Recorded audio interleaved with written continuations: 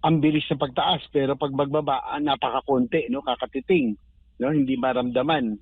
At yung old stock, dati pa ho yun, pero tinaas na kagad ang presyo. So, para mawala yung duda na nagsasamantala, may nagsasamantala, ang oil companies at iba pa, kailangan sila magkaroon ng unbundling. Kumbaga, dapat na ihayag kung magkano ang gastusin talaga, ang cost, no? Ng importation, duties, ng taxes, no?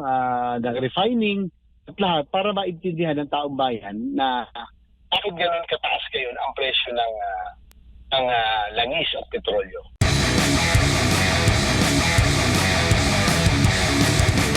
Senator, kumusta po at may pahayag po kayo kamakailan. Ito pong sinasabi po ninyong magkaroon ng unbundling ng presyohan ng mga produktong petrolyo. Ano ho bang ibig sabihin po nito para sa ating mga kababayan?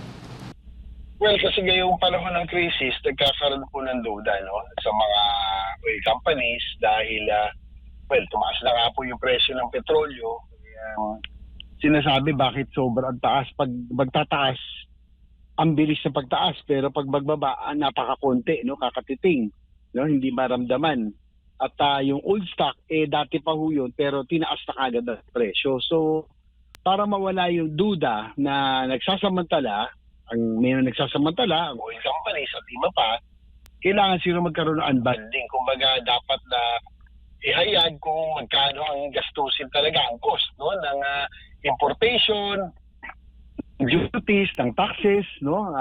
Ng refining, at lahat, para maintindihan ng taong bayan na bakit ganun kataas ngayon ang presyo ng langis at petrolyo.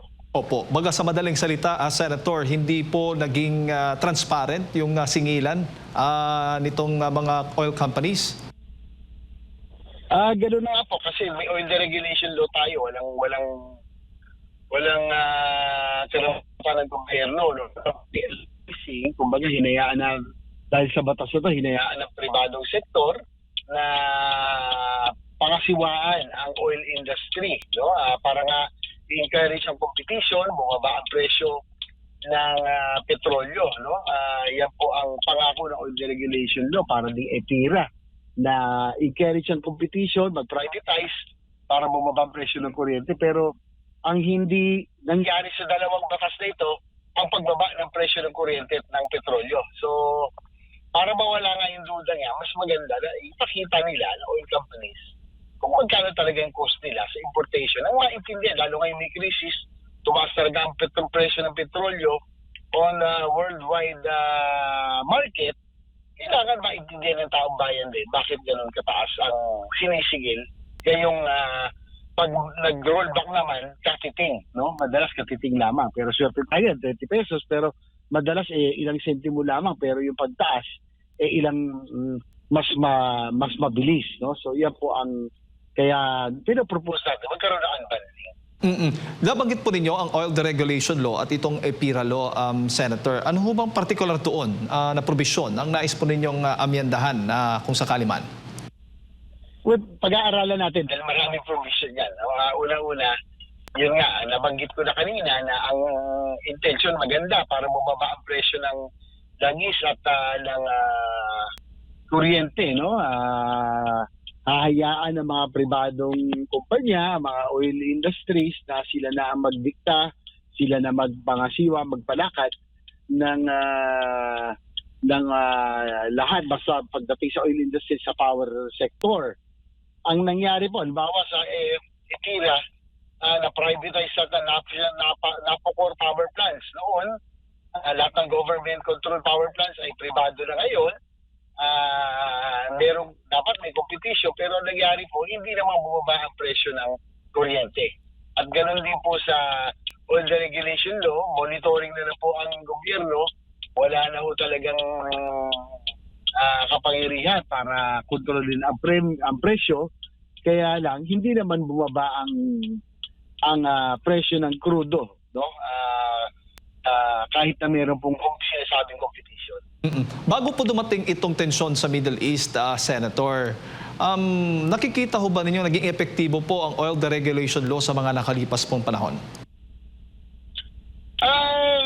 Meron namang pros and cons yan, no? Kaya lang, ngayong panahon ng crisis, dito natin nararamdaman na yung oil deregulation law at yung itong EPIRA, ramdam po natin, no? Lalo na nawala na oil price stabilization fund na dating meron yan, no? Na meron tayong pondo na ginagamit ang pamahalaan na pag-subsidize sa presyo ng petrolyo kapag ito ay nag-spike o tumaas ang presyo sa international market, no? So nawala yung OPSF po natin, kaya wala ho tayo pang subsidy, no? Unlike sa Thailand, sa ngayon kung titingnan yung Thailand, halos pareho tayong import dependent sa petrolyo, 57 pesos lang ho ang kanilang presyo ng diesel. Habang tayo ay more than 100 pesos na, no? Dahil meron silang katulad ng oil price stabilization fund na kinukolekta nila yung buwis kung normal times, pero tuwing panahon ng crisis, ginagamit nila ito pang-subsidize na kanilang petroleum products. Po. Sa tingin po ninyo, Senator, may pananagutan ho ba yung mga oil companies na may sobra-sobrang singil po or yung kanilang pricing sobra-sobra at hindi po malinaw yung kanilang pagbibigay ng presyohan?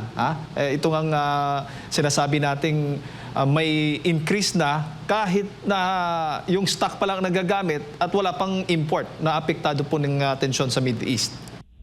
Well, dapat nga paliwanag, no? Kaya sana ipaliwanag nila yung unbundling para ipakita ang costing para nga mawala yung duda ng taong bayan. Pero kung magkakaroon man ng, sa lahat ng bagay, kahit ng pandemic, no? Pag may crisis, dapat lahat na nagsasamantala ay dapat talagang maparusahan at is unacceptable na merong sasamantala, lalo na kung tuwing panahon ng crisis. Opo. Dito naman po sa tugon na ginagawa po ng pamahalaan natin ngayon doon sa mga apektadong tsuper, operator o sa mga kababayan po natin, lalo na po itong pamimigay ng mga cash assistance at fuel subsidy. Ano naman po ang inyong masasabi po nito, Senator? Well, bagamat meron ng initial na pagtulong, no, na may ayuda na para sa transport sector, in particular sa mga drivers ng jeepney, ng buses, pati yung maging mga motorcycle riding, mga riders, no, na mga courier services, motorcycle taxi. Kaya lang, ang sa akin, kung halimbawa ay sususpindihin ang excise taxes, dapat magbenepisyo po ng pagbaba ng petrolyo ang transport sector at ang mga industriya. Nang sa ganoon, dapat ang target natin industry sa transport sector ay tuloy-tuloy na tumatakbo dahil ito po ang hindi tayo pwedeng malumpo dahil kahit na may krisis, dapat ito ang subukan natin na kahit pa paano suportahan dahil sa ganoon, yung trabaho at hanap buhay ng karamihan ay hindi naman masyado maapektuhan. At sa gitna nga po nitong sunod-sunod na oil price hike at may palawagan nga na ibaba yung value added tax o itong VAT. Sa ngayon ho ba kayo dito, Senator? Kung hindi man bawasan, tanggalin. Ano ho bang ang inyo pong pananaw hinggil nga po dito sa palawagang ito? Nasa rekomendasyon po yan ng economic managers, to dahil siyempre pag tinanggal mo excise tax, may masasakripisyo na revenue o kita ang gobyerno na ginagamit sa mga programa tulad ng social programs at iba pa. So kailangan mo talagang timbangin ang lahat, no? Dahil kung babawasan mo buwis, may masasakripisyo yung programa. Pero kung sakaling babawasan, gaya na akin nabanggit, ay dapat magbenepisyo ang industriya at yung mga transport sector sa pagbaba ng presyo ng petrolyo dahil sa bunsod ng pagbabawas ng buwis. Opo. Bago ko pa ipasa kay partner Senator, kung hindi VAT ang babawasan, may naiisip po ba kayong iba pang mga paraan para po mapagaan po yung gastusin ng ating mga kababayan ngayon sa gitna nga ng krisis? Yun na nga po ang economic managers po ang niyan, ang mas makakaalam, no, dahil hindi naman tayo eksperto sa ekonomiya at sa numbers. So kung ano po ang kanilang rekomendasyon, susundin, pag-aaralan natin, no, susuriin, at yun po ang ating pong gagawin, no. Kaya nga nabanggit ko na kanina, nakailang beses na yung industries and transport sector should continue kung sakaling meron tayong masasakripisyo So, yun lang. Dapat yun na mabuhay, lalo ngayong panahon ng krisis. Parang hanap buhay at trabaho ay tuloy-tuloy. Senator, magandang umaga. Si Admar po ito. Muli pong inalok ng Petron or ng San Miguel Corporation na ibenta ang Petron sa gobyerno. Huli nila itong inalok noong panahon pa ng pandemya. Sa tingin niyo po ba magandang pag-aralan ito at matinding i-considera, considering lagi po tayong nag-aangkat ng langis po, Senador? Siguro pwede pag-aralan. Alam niyo naman hindi naman sa pero si Mr. Ramon Ang, parang yan ng isang negosyante tycoon na nakikinig, no? Sa pulso ng taong bayan. At talagang hindi malasakit, no? Sabi, kung may duda po kayo sa Petron, sa pagtataas at lahat, willing na nga ho siyang ibenta, ibalik muli ito sa gobyerno. Pero sa akin, dapat siguro ay meron doon talaga rin ang may mga vital industries tayo na naibenta noong unang panahon, no? Yung power industry, yung steel industry, itong petrolyo, pag kailangan, yan ang importante, long term kailangan meron tayong storage facility. Pangalawa, dapat merong leverage ang gobyerno tuwing merong crisis na ganito para makontrol man lang ang presyo ng petrolyo para hindi ito makasakit sa karaniwang mamamayan. Opo. Nabanggit mo kanina yung storage. Meron po bang nagpanukala nito, Senador, sa Kongreso, sa Kamara, or sa Senado man po na magkaroon ng imbakan at initiated ito ng gobyerno para makaimbak tayo ng maraming langis? Kasi ito rin yung napag-uusapan dahil sinasabi ng mga nasa pribado, yung mga oil company sa pribado, na hindi nila kakayanin talaga na magkaroon ng maraming mga imbakan. How about ang government po kung ito ay isa sa mga magiging proyekto? Well, alam mo, Admar, marami ang nadiscovery natin, mga weaknesses o mga pagkukulang sa ating pong bansa at gobyerno, lalo tuwing panahon ng krisis, doon natin nakikita. Hindi naman natin akalain, dati po sapat na yung oil reserves natin, petroleum, mga imbakan, dahil normal na panahon, dahil hindi naman may isip na magkakaroon ng ganitong problema. Ngayon ho natin nakita na kinakailangan. So, siguro ngayon pa lamang yan, kung sakasakali, na may mga proposal tayo narinig, pero ngayon pa lamang yan, Adval, dahil ngayon pa lang yung crisis, ngayon natin, sabi ko nga, ngayon natin nalalaman, nadidiscover yung mga weaknesses at pagkukulang ng ating bansa, no? Tuwing panahon ng crisis. Opo. Dito naman po sa mga nabuksan muli na usapin patungkol po sa joint exploration sa pagitan ng Pilipinas at ng China. Ano pong opinion po nyo rito, Senador? Sorry po pero ako'y hindi po sang-ayon dyan. Unang-una, kung ikaw ipapasok sa isang partnership para pagkakasal o pagdinegosyo, kailangan may tiwala ka po sa iyong magiging kapartner o magiging kasama, no? Sa kasong ito, alam niyo naman ang stance ko dyan ay hindi po ko galit sa China o sa mga Chinese people, no? Ako'y lumaki sa isang Chinese school, kaya lang, hindi ako natutuwa sa ginagawa ng Chinese government, yung expansionism nila, sa ginagawa sa ating mga mangingisda, sa ating Coast Guard, sa ating Navy ng panghaharas at pambubuli, at binabastos ang ating soberenya. So kung ganyan ang relasyon natin ngayon, dahil sa halimbawa sa West Philippine Sea, meron tayong hindi pagkakasunduan, may friction, parang napakahirap na mapapasok sa isang negosyo o venture na kayo magsasama. So una-una, trust is very important para sa akin. Opo, huli na lang po, Senador, marami tayong mga key projects, mga malalaking proyekto ang gobyerno sa mga nakalipas pa na mga administrasyon na hanggang ngayon ay ongoing. Ano naman po yung assurance po na ito po ay matatapos talaga sa lalong madaling panahon? Kasi sa krisis, sa panahon ng krisis kagaya ngayon, yung mga key projects na ito na public trans po ay malaking tulong po na makatipid yung ating mga kababayan, imbis na sila po ay gumamit ng kanilang sariling sasakyan. Marami pong mga ongoing pa, yung iba pa sinasabi nakatenga or wala pang ipinondo po. Sa inyo pong panig, lalo na dyan sa Senado, yung assurance natin na magtuloy-tuloy ito para magamit na natin in case na magkaroon ulit tayo ng ganitong klase ng krisis, hindi po mabibigitan si Juan de la Cruz. Alam mo, Admar, siguro ilang taon na tayong nag-interview. At siguro kung maalala mo, ako lang ang talagang nag-advocate ng modern transport and infrastructure development. Matagal ko na sinusulong ang railway system. No? Ako'y nasa Kongreso pa lamang hanggang sa Senado.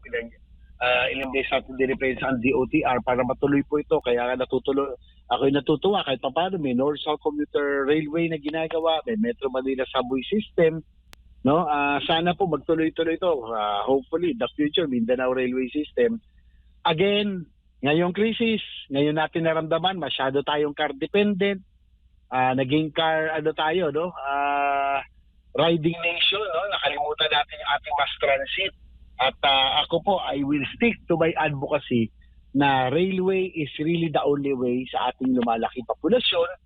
Sana ang laking kaginawaan nito, lalo ngayong panahon ng crisis sa langis, no, oil crisis, kung meron na ho tayong gumaganang mga railway system. So, kaya nga, on my part, ako po yung vice chair na nagdepensa sa DOTR, siniguro natin na mailagay sa program appropriations ang pondo para po sa mga foreign assisted projects tulad ng North-South Commuter Railway at Metro Manila Subway System.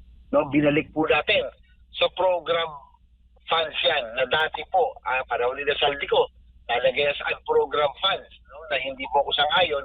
Ngayon po na ibalik na natin para masigurado na magtuloy-tuloy ang mga proyektong to. Hopefully by 2032, na-atras na nga ang matapos na po ang mga ito at maging operational na. Senator, si Jade Polit, pahabo lamang. Doon sa paggamit ng e-vehicles, kayo ho ba ay sumasang-ayon din ho ba niyaan? Napapanahon na ba itong ipatupad din dito sa ating bansa? Ay, mukhang no-brainer na po yan. No, mukhang way of the future, yung e-vehicles at yung mga hybrid, no, na para mabawasan yung dependence sa petrolyo. Opo. Senator, siguro ay yung huling mensahe para sa ating mga kababayan na nanonood po sa mga oras na ito. Sa ating mga kababayan, sa mga nakikinig sa Seminay, wasa po kayo na ngayong panahon ng krisis, dapat to ay siguro panahon na mas muna tayo, magkaisa. No? Lagpasan muna natin itong mga hamon, no? Itong mga challenges na ating kinakaharap dahil po sa krisis, no? Para itong pandemic, no? Na sana po maging colorblind muna tayo dahil kailangan ay mag-survive muna tayong lahat po dito. No? Makakasya naman kayo kung ano po ang pinakamakabuti sa ating mga kababayan ay siguro pagtulong-tulungan natin, no, yung kung ano magiging tamang direksyon para po kahit pa paano hindi masyado mahirapan natin kababayan. Siyempre yan po ang ating pong susuportahan. Kaya yun lamang po. Magdasal ho natin na sana matapos na itong sigalot na itong gerang ito para makabalik na tayo sa normal nating mga pamumuhay.